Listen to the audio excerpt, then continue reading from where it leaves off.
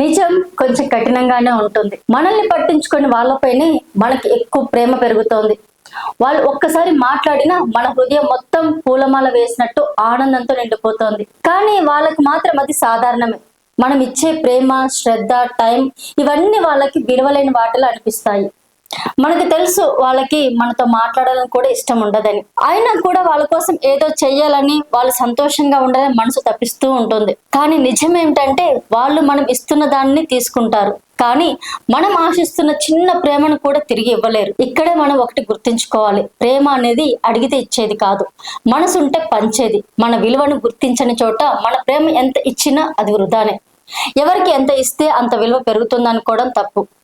చాలా సార్లు ఏమి ఇవ్వని వాళ్ళు ముఖ్యమైపోతారు. ఎందుకంటే అందుబాటులో లేని దానికే కదా ఎక్కువ విలువ.